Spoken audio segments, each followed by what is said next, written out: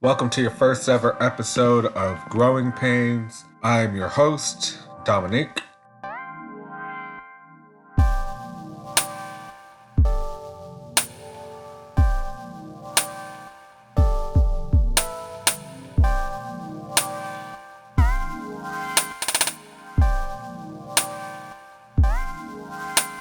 I prefer the pronouns he, him, and his. We will be discussing very interesting times in our lives, coming of age tales. You started at a lower plane of existence and you went through your pains. Maybe you didn't realize you were growing, and then boom, you're on a higher level of existence. And that's what this podcast is about. Full disclosure. So, on this series, we will have different people being represented, different demographics. Whoever we can find that's an interesting person. Promise we won't have any boring people on here. If we do have boring people, they will be deleted.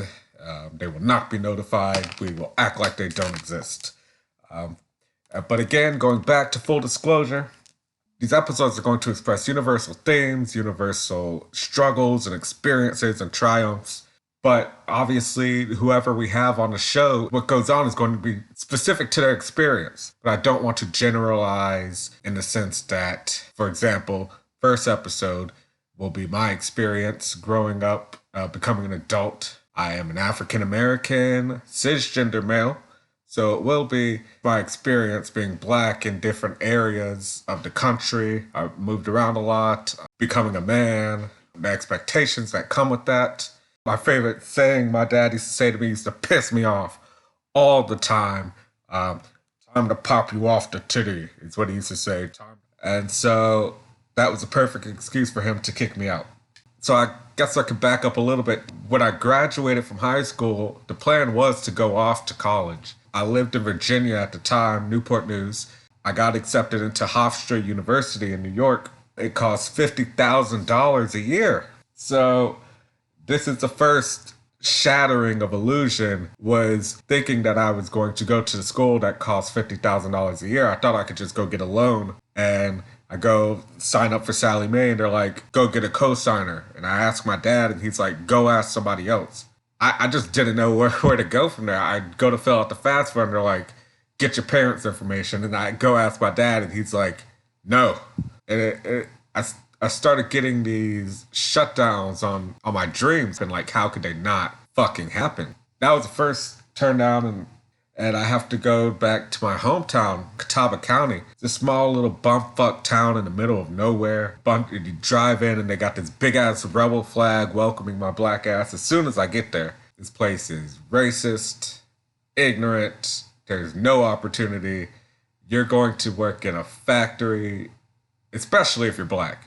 The thing about the rich people around there is they have connection. So I have to go back to Catawba County. Of course, I'm thinking to myself, like, now I should be in New York. Life should be happening right now. Why am I in this middle of nowhere town with a bunch of fucking bums? I can't even call them bums because I'm in the same position as them. It's very depressing. I did manage to keep my keyboard and keep my guitar and laptop. So I just wrote, smoked, and made music. They also had a drum kit. I'm living in this basement of my uncle's house, and there's fucking rats crawling around his basement. Also, this guy has like 8 fucking kids who haven't even hit middle school yet. So it's just constant noise all fucking day. I'm in this nasty ass house, and there's rats. You see them crawling up the walls, and we're right next to the woods. Bugs that are constantly coming in. It was a stink bug party. Rats, stink bugs, and cement, and the fucking door that led to the outside had a big gap in between it, so it was just this big draft. So when the winter came, it was so fucking cold. My toes would get numb and swollen. It was just a sharp contrast to where the fuck I thought I should be at that moment. And the bitching and complaining that took place. Nobody knows how to complain like a bunch of Southerners. Well, you know, that might not be true. Stereotypically, I look at like Northerners and think of like how they're always yelling at each other and stuff. But Southerners, they will get in your fucking head. And especially when it's family, you need to become a fucking man. I'm 19 and they just expect me to have my shit together. And, you know, I'm thinking I should have my shit together too because I don't know any better. Reality just kept slapping me in the face all over the fucking place. I go work in this warehouse. Okay, so I'm still smoking like all the time, right? So we go to this temp agency. I've never been to one of those. Turns out they give you drug tests. I failed for weed. Wow, big deal, right? The freaking people at the temp agency are laughing. We go get this job. This job, the working conditions are ridiculous. I mean, sawdust everywhere. You look like there's just a pile of sawdust and you just jumped in like it was a fucking pool. Every day you got off work, I'm sweating nonstop.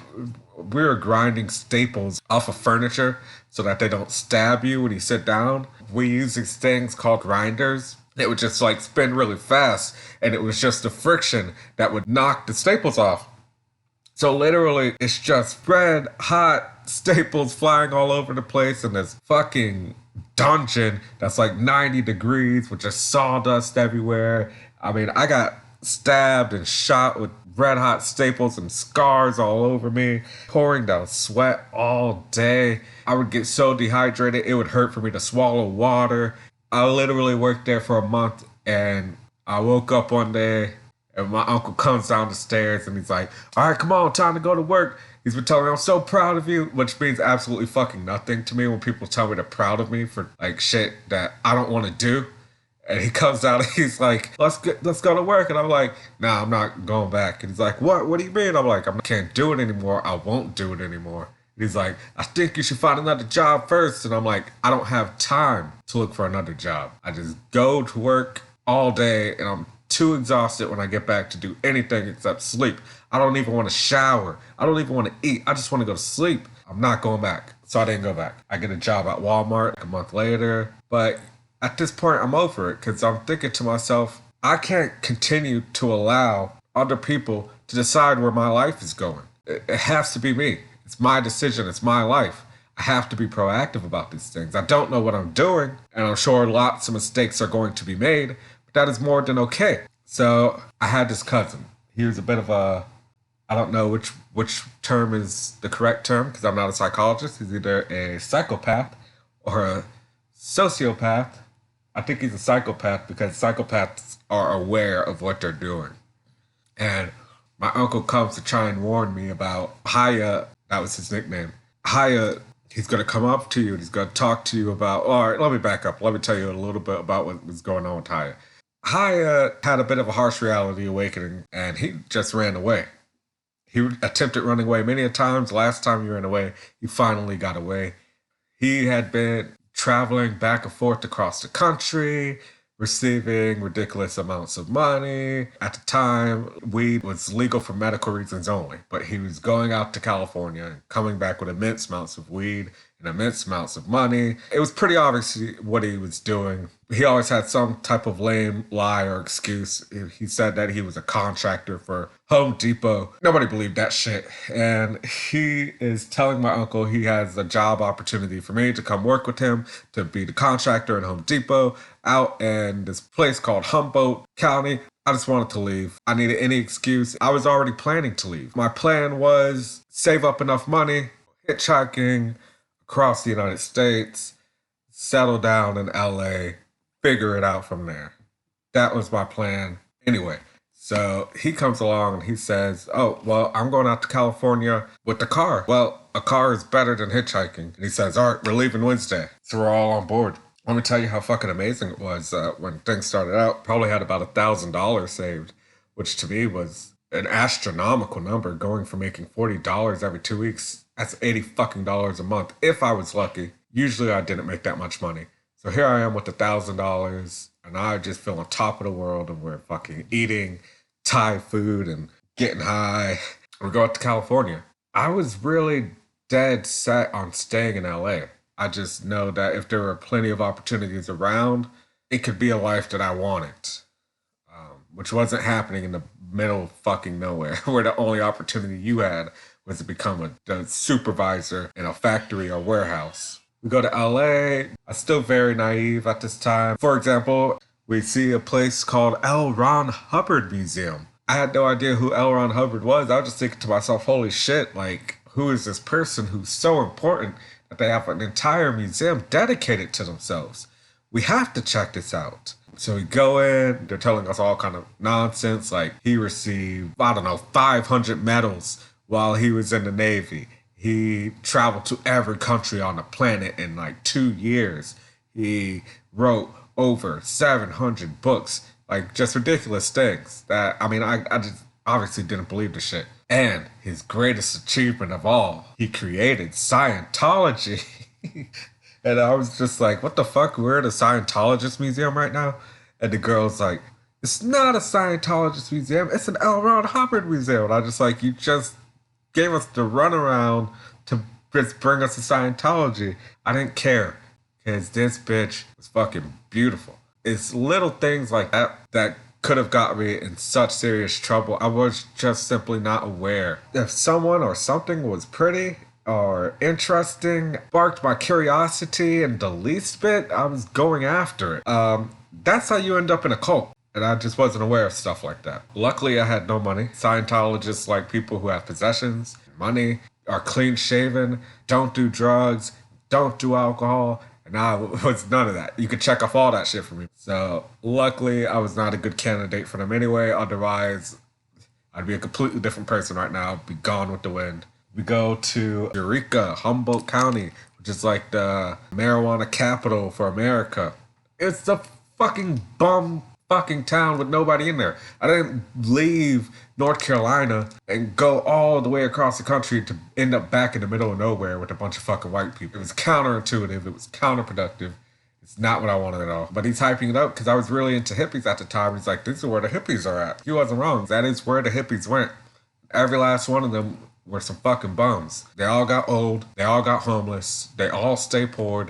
They all stayed poor. And they had moved on from acid and shrooms and weed and love thy neighbor. And that had advanced to meth and heroin. And it was a harsh reality of utopia in your mind and reality. It was one of the very first life examples of the ideas in your head. Like, how is that really going to play out in reality? Like, you could clearly see the ideas that the hippies had in their head led them to those results that you see in Eureka of just addiction through the fucking roof, homelessness through the fucking roof, just crime. It's not a good place to be.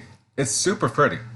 Oh my goodness, there's this one place in Humboldt County. These dunes. We walked to these dunes. And at first it's just sand and mosquitoes. And it really sucked walking through the little pathway that we had to get to the beach. But when we got to the beach, it was completely worth it. Also in Humboldt County, they have these trees. And they're like so big, you could drive your car on it. You can live in these trees. And so, you know, they get old and they die and they break off and they drop into the water and they wash up. And you just have like these big log seats. Sometimes either a sea otter, probably sea otter, or sea lion. Probably a sea otter. Probably otters. We're going to go with otters. I don't know exactly. Look it up if you want to. They'd come onto the beach. They had these bioluminescent fish that would, at nighttime, they'd light up like lights. So it'd be like a bunch of tiny flashlights of different colors in the ocean at night. And so pretty. They had these little ball things that were like several feet long, and you pick them up and you could just swing them around. California is a really pretty state, but like so fake and sick underneath it all. Even going back to LA, they had this L. Ron Hubbard museum, right? And they had like this beautiful woman out front, and it's just a plot to like lure you in.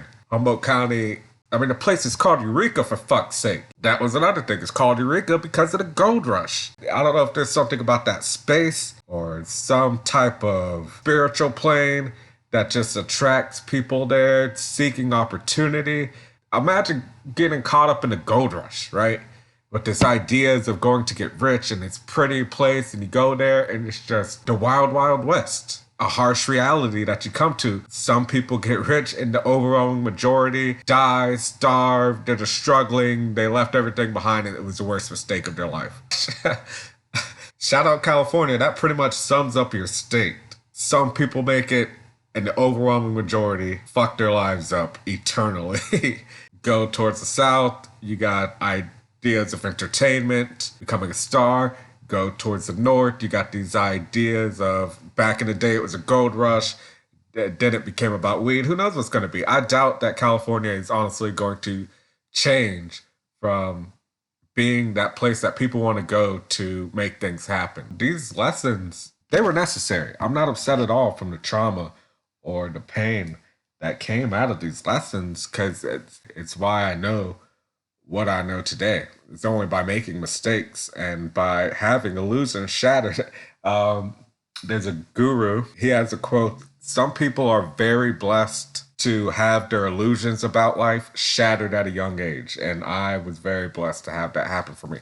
Some people have that happen to them and they don't recover from that. Some people get stuck there and they don't grow from it. And then other people that do grow from it. And I just so happen to be lucky enough to be one of those people who do. Because I could very easily see how I could have experienced a lot of defeats and losses and just get stuck there and be like, I guess that's life. I mean, don't get me wrong, there's times where I just wanted to end everything and just give up and throw in the towel. And maybe for like a month or two, that's how it works, but it's only a phase. I always go, you know what, I'm gonna give it another try, give it another shot. And I hate it for people who aren't like that. I really do. Because if you could take your lessons and grow, you'll just be so much better off in life. But anyway, so California, this super pretty place with ideas, whether you go from north to south to the middle. Because right, even when you go to like the central part, if you're going to like San Francisco or Oakland, it's the artsy place, right?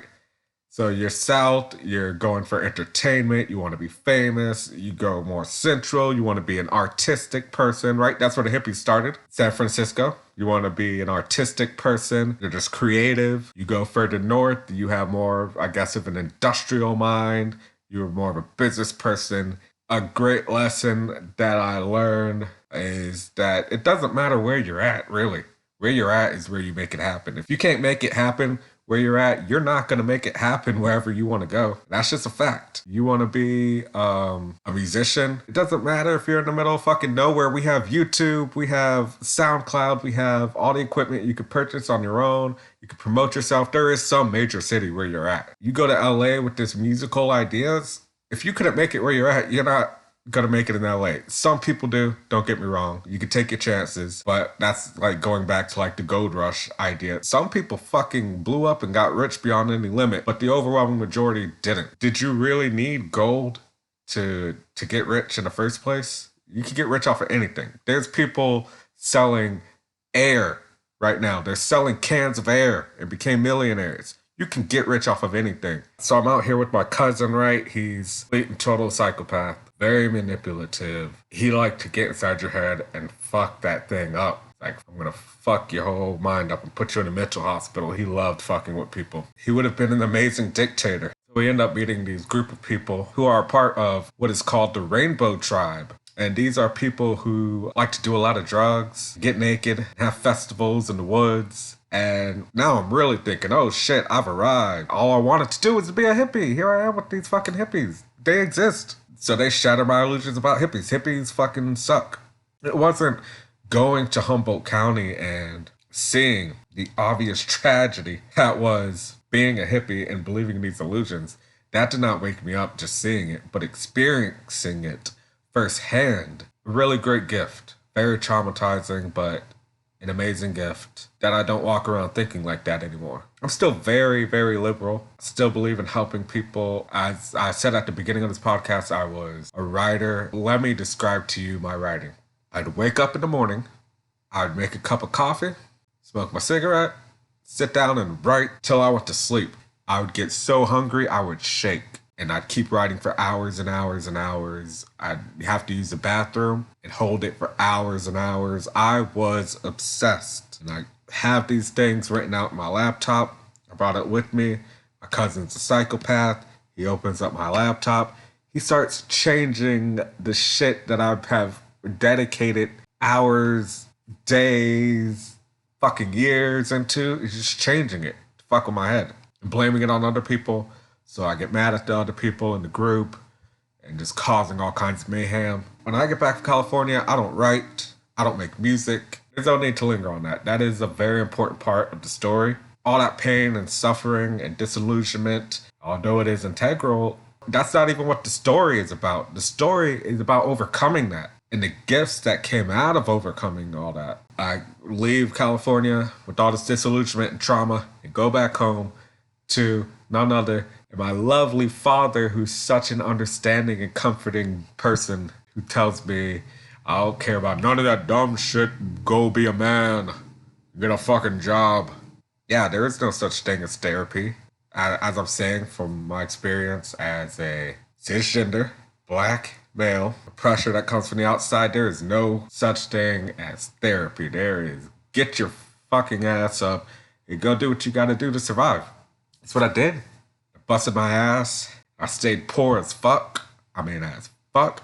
I would go days without food. I would just think to myself, how am I gonna get back to like creating? This is not the end all be all. I can't be working in a restaurant or a factory or a warehouse and going from job to job and scrape. And I ended up having to move back to Catawba County. Well, to talk about feeling stuck, it felt like every time I tried to leave, I would get drawn back into Catawba County.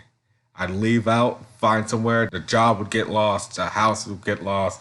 Boom, I'm back in Catawba County. I leave out, go to Winston-Salem, job lost, house lost, boom, back in Catawba County. I couldn't figure it out. I didn't like anywhere I was going. I knew where I wanted to be and I wasn't there. But I had gotten it through my head that I'm going to have to take more practical leaps in life. I'm still very, I guess, adventurous might be the word, but I'm very practical. I realize the risk that I'm taking. I'm aware of what I could lose, but more than that, because I was aware of what I could lose when I went out to California, but I didn't have any kind of wisdom to understand what it truly meant to lose everything. That was all just a concept. It was theoretical. It was hypothetical. Nothing I experienced or understood. I knew what I was losing, but I did not understand the pain, the struggle. I didn't understand any of that. The only way to understand it was to go through it. And I thought I was willing, and I was willing, mostly out of naivete. My life finally began to turn around. I accepted where I was at. More than accept where I was at, loved where I was at. That's when I began to understand, if I'm gonna get rich, I could get rich right here in Catawba County. I have to start with where I'm at. And I began to visit the historical places in Catawba County and get to know the place. And I got involved in the Democratic headquarters in Catawba County. I fell in love with the place I was at. And I said, if this is where I'm going to be, I can make it happen right here. And it is a beautiful place when I finally took the time to become aware of where I was at. Almost immediately, boom, job opportunity in Charlotte. It's like I leveled up. It seemed like that was the missing ingredient I had this entire time. I hated everywhere I was. And I might like people initially, but eventually I hate them too. It wasn't until I was like, oh no, I don't care where I'm at. I'm in love with where I'm at. I'm in love where I'm at in life. I'm in love with the place I'm at, the time I'm in. I love the people that surround me. The earth supports me. The universe supports me. I am in God's favor. And when I start telling myself these things, life shifted immediately. Yeah, it's the inside that counts without a question, but shifting that inside immediately made the outside better. And it continues to get better. No matter where I'm at, this is where life is happening. Not where I want to be, not where I've been. Where I am at is where life is happening. And by contributing to where I'm at, I improved my life. Little simple things like this that just I wasn't aware of. When you look back and you realize what you didn't have, and you see now the big difference is I want to contribute to where I'm at. By taking care of my environment, I get to live in a better environment. By treating the people around me good, I get to have happy people in my life. The moment I finally understood this, my life began to take off. Heaven is a mindset. Poverty is a mindset, hell is a mindset, all these things are in your mind. I am very blessed and fortunate to have had the great awakening that I did, as painful as it was. It was extremely painful. There were necessary lessons. I'm also very blessed to have learned my lesson and what I have experienced. I wouldn't have it any other way. Granted, my kids, they're going to have more opportunities than me. I'm not going to sit here and act like my life or me overcoming what I overcome and the greatness that comes out of it should at all be the standard. That's a little frustrating how people just say, okay, this is true. It doesn't matter what's going on. It doesn't matter what's going on in politics, government, whoever's the most powerful. I have got to figure out what I can do about it. I have got to figure out what I have and what I can use and how I can use it and where do I start. And no matter where I start, I can end up wherever I want to be as long as I accept where I'm at to begin with and start there. That being said, it's frustrating how people want to continue allowing shitty conditions to be shitty because they just say, it doesn't matter, just pull yourself up by the bootstraps and do what you gotta do. Everything I know, I taught myself. That is expecting me to just be an extraordinary person. And it should be okay if I'm not. I do happen to be an extraordinary person, and I'm very grateful that I am. But me not being an extraordinary person should not equal me living in poverty for the rest of my life. And I'm sick of that being the standard and the norm. There's no reason that I had to have starved for days without food and water because I didn't understand life at that time. Later on, it taught me to seek out meditation and yoga so that if I do happen to have to starve later on in life, it's not that big of a deal. And there have been times since then where I had to go without food and I learned the coping mechanisms for it. But who the fuck should be going through starvation in America in 2020? Who the fuck should be experiencing that? You throw away fucking tons of food. There's no reason for that to be happening. There's no reason for a motherfucker who has all the credentials to get to college not to be going to college because they don't have the money. The norm should not be for you to be fucking extraordinary. I am very blessed and fortunate that I am an extraordinary motherfucker. But there are plenty of people that I know that are not extraordinary and should not be struggling the way they are. They're working 60, 70 hours a week. No reason for them to be in poverty. None. No reason for them to be struggling. It's not okay. That being said, I realize that is a harsh reality that we do live with, and so I act accordingly. Yeah, so take what you want from these musings. I thank you for joining on the first episode of Growing Pains. We're not going to have just solos. We're going to have duos and, who knows, quadruples. Who fucking knows? Whatever works. Whatever is amazing. So I thank you again for joining us and see you again. Enjoy the rest of your life.